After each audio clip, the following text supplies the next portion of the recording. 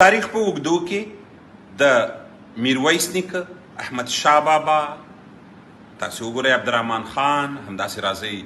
شاه غازي امان الله خان دوره، دغسې راځئ تر ډاکټر صاحب نجیبه او بیا هم د جمهوریت دورې په لر او بر کې د افغان ملت د حق غوښتنې غږ چې هم چا پورته کړی، حتمني په مقابل کې د همدغې قوم په منځ کې یو څوک را پیدا کړی تر څو همغه پې تحقیر پې دا غږ انعکاس پرې کمزوری او داسې معرفي کړي چې گویا دا غږ د ټولو نه دی. دا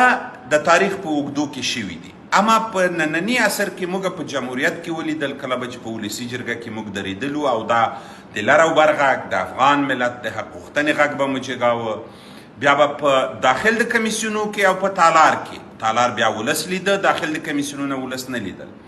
چې کله به هم موږ کتل د هغو اشخاصو ترڅنګ به زموږ کمزوري خلک، زموږ هغه خلک چې د کمزوري هوډ سره وو، زموږ هغه خلک چې یا یې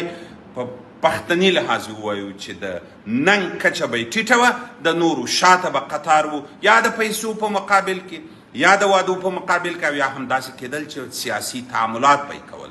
اما د لویو ملي او د تاریخي ګټو د حفاظت څخه تېرېدل، په اوسني حالت کې هم تاسې لیدلي چې د اټک نه تر امو پورې د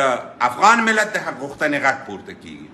تاسې ولیدل په کوزه پښتونخوا کې په 11 د اکتوبر باندې د یوې لویې جرګې په اصطلاح د پښتنو د یوې داسې جرګې د راټولېدنې غږ شوی تر څو په ټولو ساحاتو کې هغه اشخاص چې د پښتنو په رټلو، ځپلو، شهیدانولو، مړه کولو یې خوا بدیږي دلته پکې راټول شي. اما خپله په داخل د پښتونخوا کې داسې اشخاص ما ولیدل چې په گویا موږ د کوچنیوالي نه هم هغه څیرې پېژندلې. د مثال په ډول محمود خان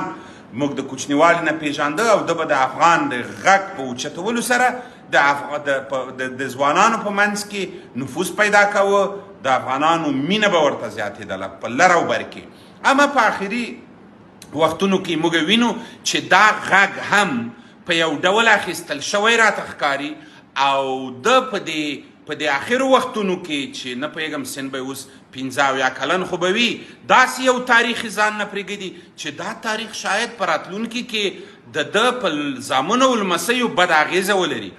او هغه تاریخ چې موږ دی په میړانه پېژانده، دی په خپلو څرګندونو باندې لکه خړې اوبه چې رڼو ته ورګډوي، رڼې پرې خړېږي او دا خړې اوبه ټولې دغه رڼې او خړې ټولې خړې کېږي. دا تاریخ هم دی په خپله خړوي او خرابوي. بنان زموږ د ټول لر او بر ولس افغان ملت غوښتنه د محمود خان اڅکزي څخه دغه ده چې هر هغه غږ چې په لر او بر کې د افغان ملت د بقا په خاطر باندې، د افغان ملت د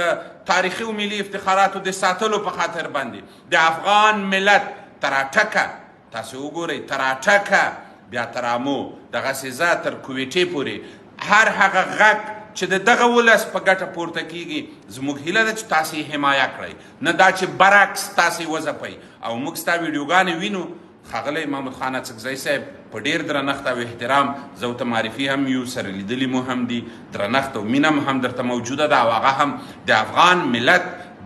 د بقا او د افغان ملت د ملي او تاریخي افتخاراتو د ساتلو غږ دی چې اوچتاوه پر موږ ګران وي. اما زموږ هیله دا ده چې دا